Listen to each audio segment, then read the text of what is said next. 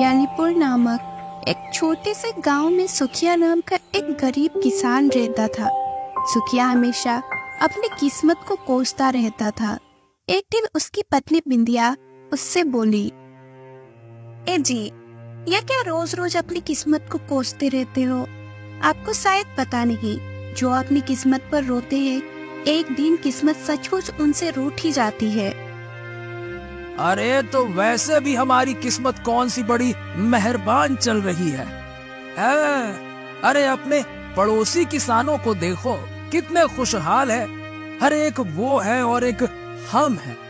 इतनी मेहनत के बाद भी हमारे पास सुख सुविधाओं का कोई साधन नहीं है। बेकार किस्मत है हमारी।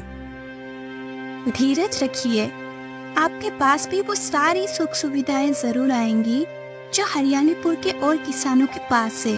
आप दिन भर इतनी मेहनत करते हैं, मुझे पूरा यकीन है कि एक न एक दिन हमारी फसल पूरे गांव में सबसे अच्छी होगी।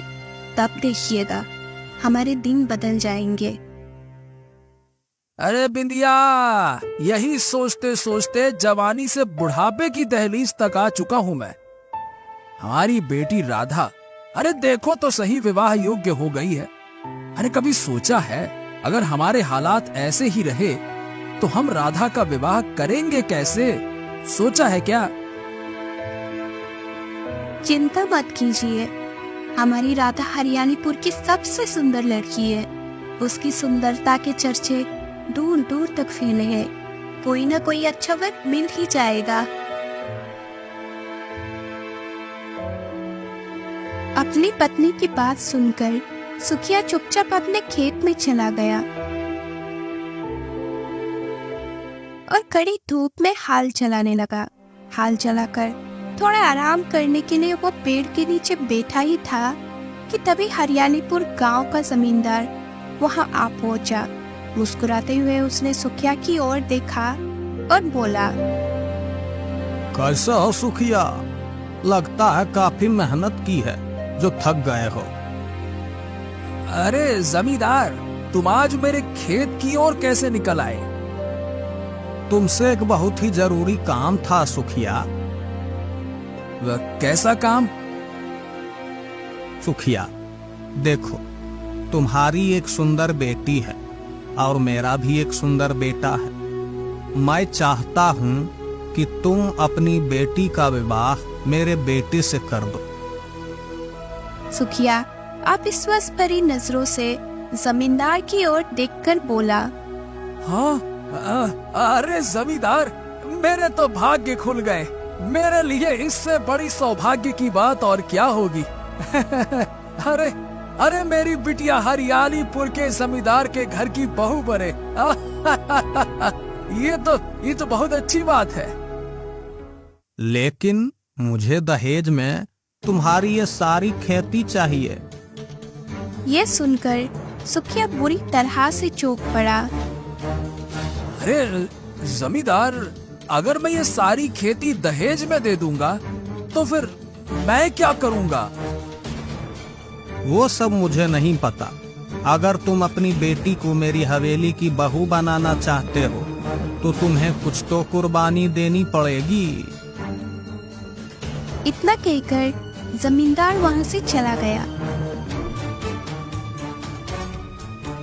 शाम को सुखिया ने सारी घटना अपनी पत्नी को बताया और बोला, हाँ, अब तुम बताओ बिंदिया, मैं करूं तो करूं क्या? हरियालीपुर का हर बच्चा जानता है कि जमींदार कितना बड़ा धोखेबाज है। क्या भरोसा है कि जमीन अपना नाम करवाने के बाद वो सच में अपने बेटे का विवाह हमारी बेटी से करेगा? हाँ, बात तो तुम सही कहती हो। ठीक है, मैं कल ही इस बारे में मुखिया जी से चर्चा करूंगा।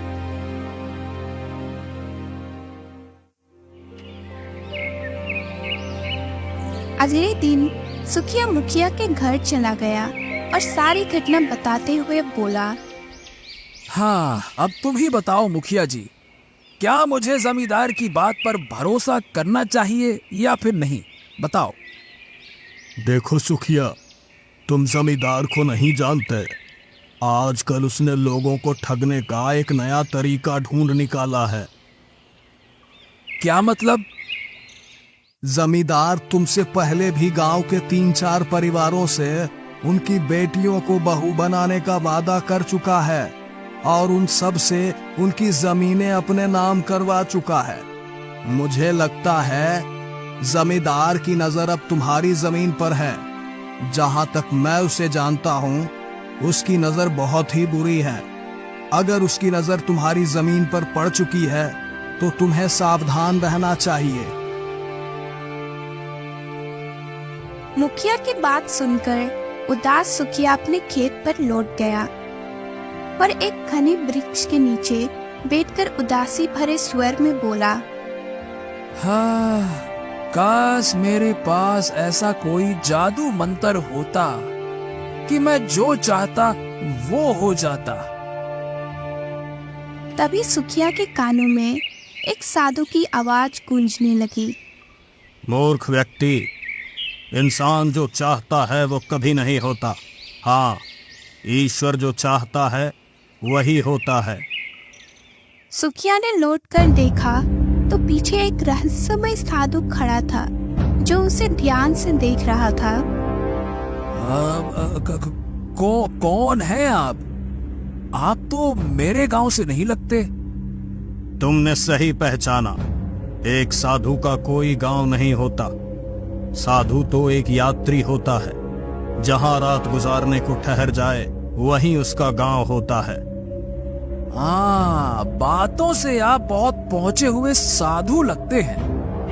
मैं सिर्फ पहुंचा हुआ साधु नहीं, बल्कि एक चमत्कारी साधु भी हूँ। अब अगर आप एक चमत्कारी साधु हैं तो मेरी सहायता कीजिए। देखिए, मैं एक बहुत गरीब किसान हूँ। हर साल कड़ी मेहनत करता हूँ, फिर भी मेरी फसल दूसरों की तरह अच्छी नहीं होती। क्या है कि मेरी बिटिया विवाह योग्य हो गई है और मेरे पास धन नहीं है। चिंता मत कर, भगवान पर भरोसा रख। समय आने पर तेरे सारे कार्य हो जाएंगे। हाँ, यही सोचते सोचते तो मैं बूढ़ा हो गया हूँ। देखिए, अगर आप एक चमत्कारी साधु हैं तो मुझे कोई ऐसा मंत्र बताइए कि मैं जो चाहूं अब वो हो जाए। सुखिया की बात सुनकर साधु ने अचानक अपना हाथ घुमाना शुरू कर दिया और तभी रंग बिरंगी किरणों के साथ एक सुंदर पक्षी प्रकट हो गया।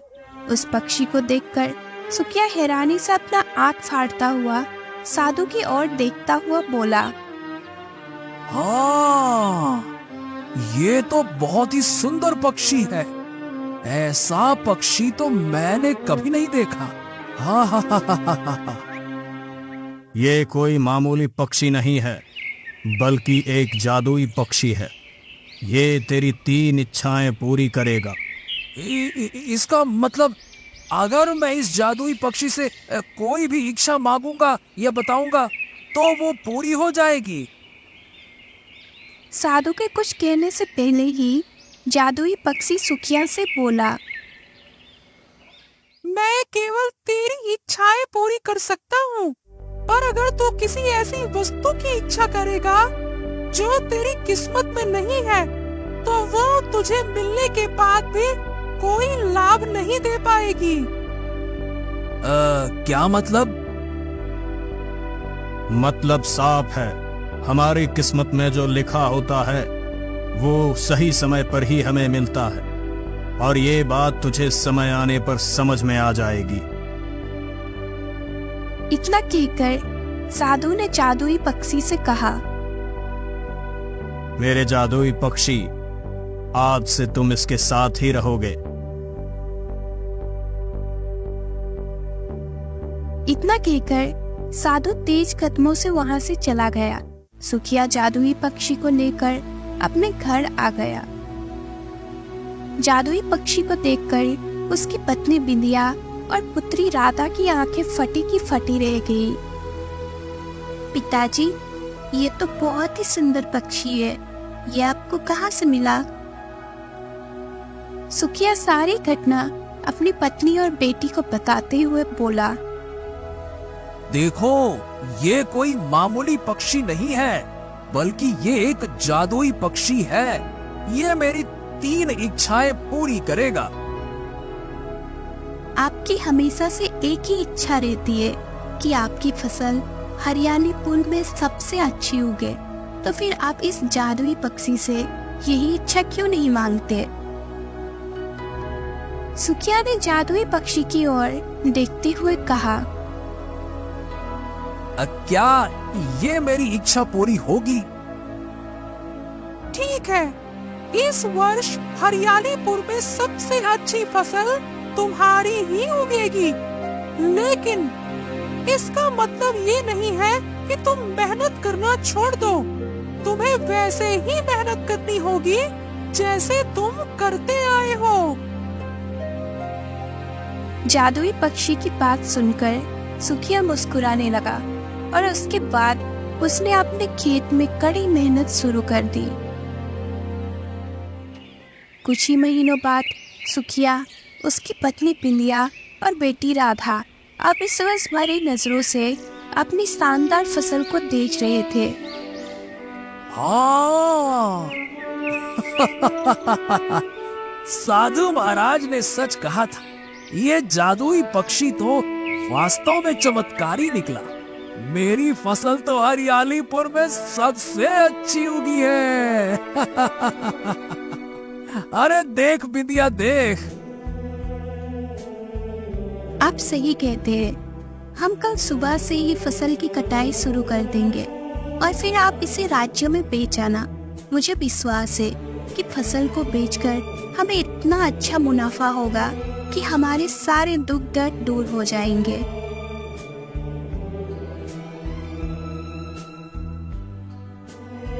सुखिया खुशी खुशी अपने परिवार के साथ घर लौट आया, लेकिन घर पर आते ही भयंकर बारिश शुरू हो गई,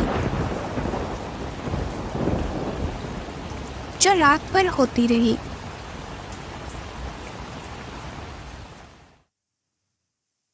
अगली सुबह जैसे ही सुखिया अपनी पत्नी और बेटी के साथ खेत पर पहुंचा, उसने अपना फसल को देखकर अपना सिर पकड़ लिया। अरे ये क्या हुआ बिंदिया, ये क्या हो गया? अरे अरे अरे, अरे, अरे, अरे हमारी फसल तो बर्बाद हो गई। हालांकि बारिश रात भर हुई थी, फिर भी और किसानों की फसल क्यों बर्बाद नहीं हुई? अरे ये क्या हो गया?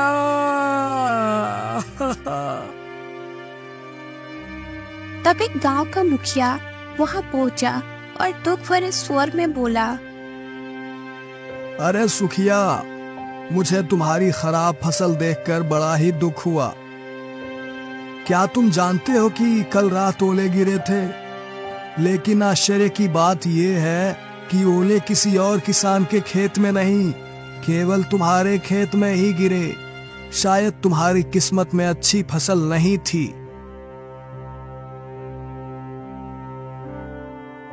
इतना कहकर मुखिया वहां से चला गया। तभी साधु का दिया हुआ जादुई पक्षी उड़ता हुआ वहां पहुंचा और सुखिया की ओर देखते हुए बोला, मैंने तुमसे कहा था कि मैं तुम्हारी इच्छा पूरी कर सकता हूँ, लेकिन अगर वो तुम्हारी किस्मत में नहीं है तो तुम उसका कोई लाभ नहीं उठा पाओगे। तुमने देखा, तुमने इच्छा की कि तुम्हारी हरियालीपुर में सबसे अच्छी फसल उगे और वो फसल उगी भी, लेकिन वो तुम्हारी किस्मत में नहीं थी। इसका परिणाम तुमने खुद देखा। देखो। अरे बकवास बंद कर जा अपनी बकवास जादुई पक्षी। अरे दिख नहीं रहा मैं बर्बाद हो गया हूँ, अब मैं क्या करूँ? अरे पहले खराब फसल होती थी तब भी मेरा परिवार पेट भर के खाना खा सकता था। अरे लेकिन अब तो मेरे पास कुछ बचा ही नहीं। ऊपर से हमारे राज्य का राजा भी इतना निर्दयी है कि प्रजा की कोई सहायता नहीं करता। अरे क्या करूं, मैं कहां फंस गया?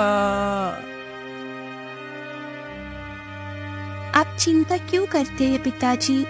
अभी आपकी 2 इच्छाएं बाकी है। सुखिया ने फिर से जादुई पक्षी की ओर देखते हुए कहा, मेरी अगली इच्छा ये है कि मैं महाराज से सहायता मांगने जाऊं और महाराज मुझे 25,000 स्वर्ण मुद्राएं दान दे। उन स्वर्ण मुद्राओं से मैं अपनी खेती का नुकसान भी पूरा कर सकता हूँ और अपनी पुत्री का विवाह भी धूमधाम से कर सकता हूँ। ठीक है, तुम्हारी ये इच्छा भी पूरी होगी।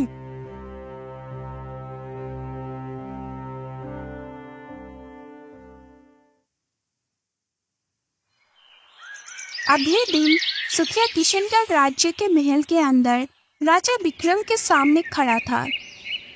कौन हो तुम? मेरा नाम सुखिया है महाराज।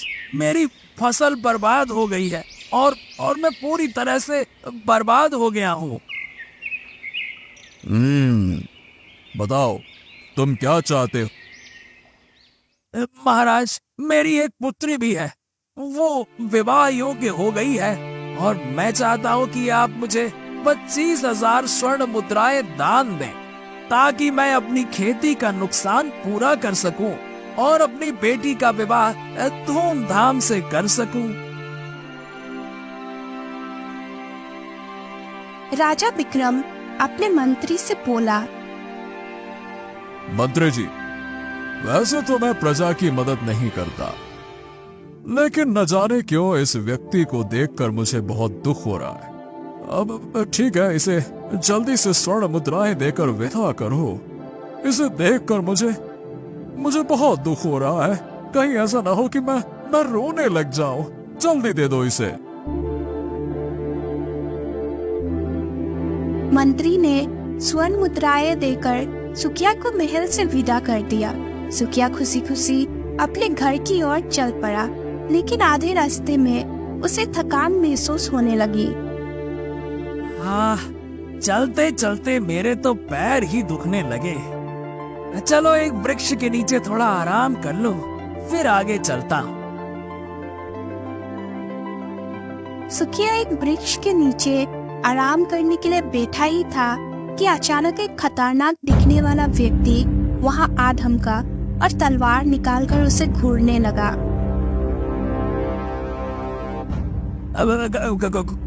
कौन हो तुम?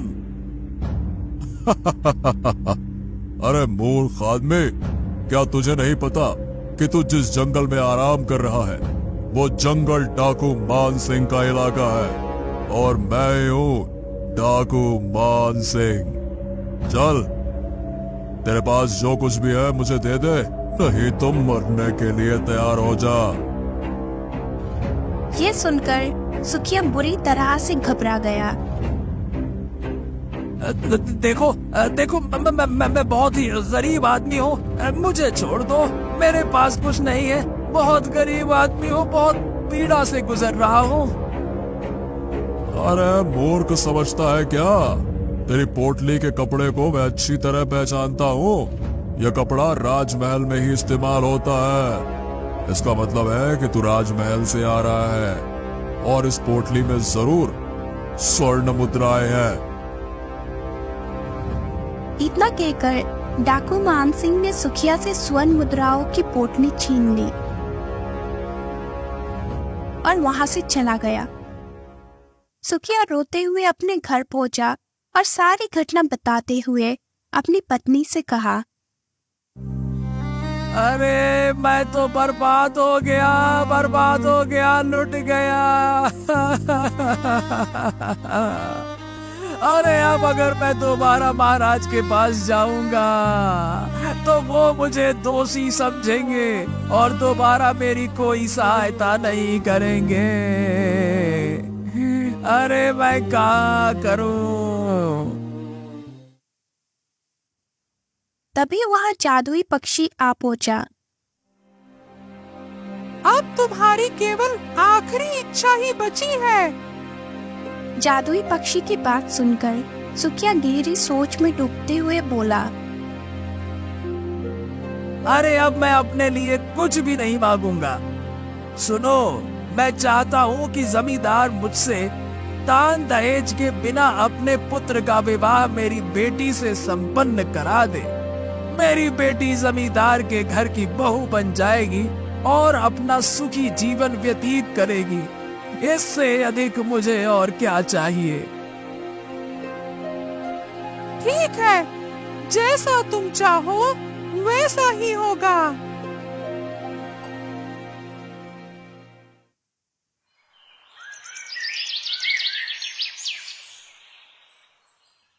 अगले दिन जमींदार सुखिया के घर आकर बोला, सुखिया, उस दिन मैंने तुमसे दहेज की जो बात की थी वो मैं वापस लेता हूँ। पता नहीं क्यों उस बात पर मुझे आत्मग्लानि महसूस हो रही है। मैं तुम्हारी पुत्री राधा का विवाह अपने पुत्र के साथ करना चाहता हूँ, और हाँ, मैं तुमसे कोई दहेज भी नहीं लूंगा। ये सुनकर सुखिया खुश हो गया। अगले दिन सुखिया की पुत्री राधा का विवाह जमींदार के बेटे के साथ संपन्न हो गया। सुखिया खुश होता हुआ अपनी पत्नी बिंदिया से बोला, हाँ, कम से कम एक इच्छा तो पूरी हुई। क्यों बिंदिया? चलो, अच्छा लग रहा है अब कुछ। तभी वहाँ पर सफेद साड़ी पहनी हुई सुखिया की पुत्री आ पहुंची और रोती हुई सुखिया से बोली, पिताजी, अचानक हवेली की एक दीवार गिर पड़ी और मेरे पति दीवार में गिरकर मर गए। मैं विधवा हो गई पिताजी, मैं विधवा हो गई। ये सुनकर सुखिया फूट फूट कर रोने लगा। वो दिन भर अपने दुख में डूबा रहा। शाम को वो अपने खेत में एक वृक्ष के नीचे उदासी से बैठ गया। तभी वहाँ वो जादुई पक्षी आ पहुंचा और सुखिया से बोला, मैंने तुमसे कहा था कि मैं तुम्हारी इच्छाएं पूरी कर सकता हूँ, लेकिन याद रखो, जो भी इच्छा तुम मांगोगे, अगर वो तुम्हारी किस्मत में नहीं है तो तुम उसका कोई लाभ नहीं उठा पाओगे।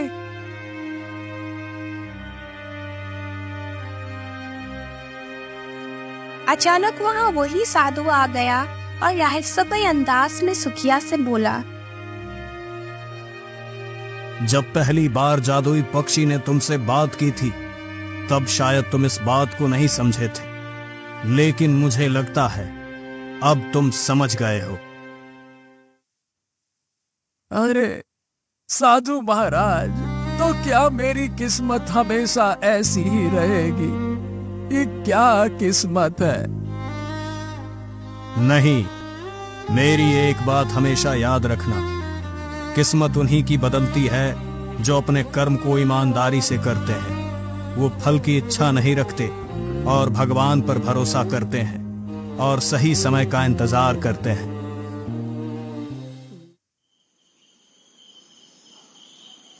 इतना बोलकर साधु अपने जादुई पक्षी के साथ वहां से चला गया। सुखिया चुपचाप अपने घर आ गया।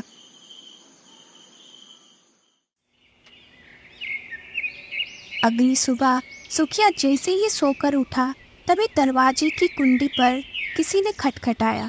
सुखिया ने जैसे ही दरवाजा खोला तो सामने एक सुंदर राजकुमार खड़ा था। सुखिया राजकुमार को देखकर चौंक पड़ा। क्या आप मुझे अंदर आने के लिए नहीं कहेंगे? राजकुमार सुखिया के घर के अंदर आया और बोला, मैं राजा विक्रम का पुत्र अशोक हूँ। कुछ दिनों पहले मैं प्रजा का हाल चाल लेने के लिए निकला था। तभी मेरी नजर आपकी पुत्री पर पड़ी। मुझे पहली नजर में उससे प्रेम हो गया, मगर महल जाने के बाद मैं आपके गांव का नाम भूल गया। तब से मैं इस गांव का नाम लगातार याद कर रहा था जहां मैंने आपकी सुंदर कन्या को देखा था।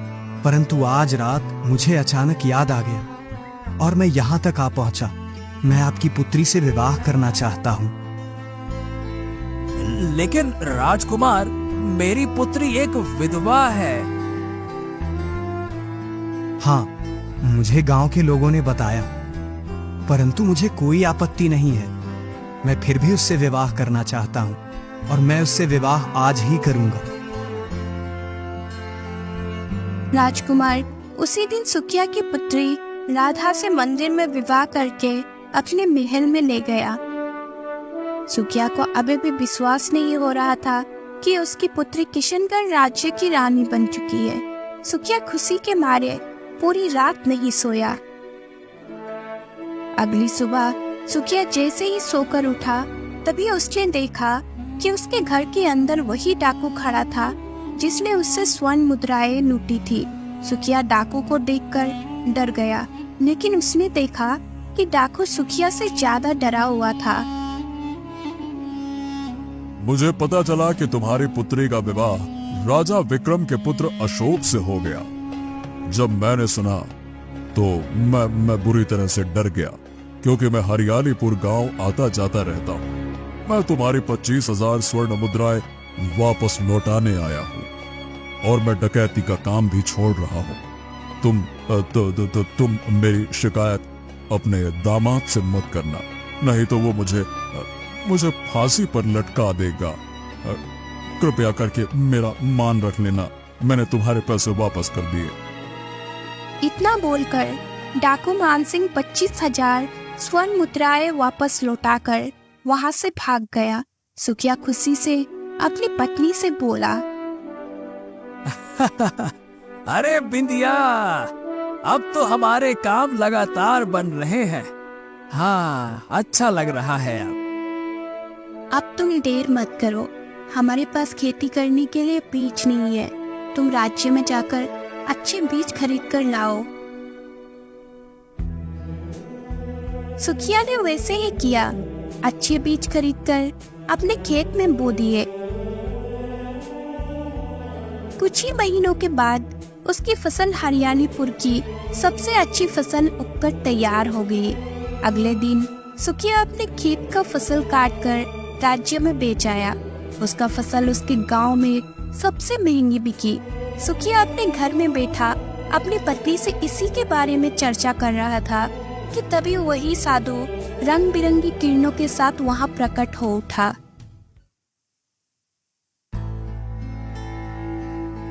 मैंने कहा था ना, मैं चमत्कारिक साधु भी हूं। देखा, जब तुम्हारा सही समय आया, तुम्हारी किस्मत के सितारे अपने आप पलट गए।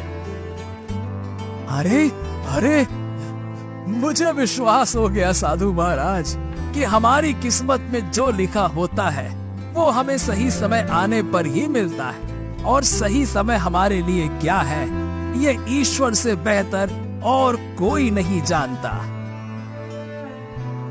और जब सही समय आता है तब गरीब से गरीब किसान की किस्मत भी बदल जाती है। इतना बोलकर साधु तेज किरणों के साथ वहां से गायब हो गया और सुखिया अपनी पत्नी बिंदिया के साथ सुखी जीवन बिताने लगा।